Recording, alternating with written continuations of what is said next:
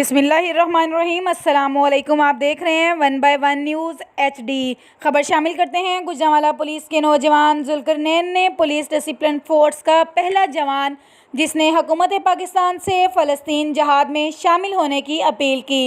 Bureau chief मियां Shakeel Gujranwala report के मुताबिक Gujranwala police का नौजवान हेड कांस्टेबल आगा जुल्करनैन दुरानी ने गुज़िश्ता रात हुकूमत पाकिस्तान से बज़रिया सोशल मीडिया तहरीरी अपील दाखिल की कि मुझे फ़लस्तीन जहाद पर भिजवा दिया जाए ताकि मैं इसराइल के ख़िलाफ़ जहाद करते हुए शहादत हासिल कर सकूं।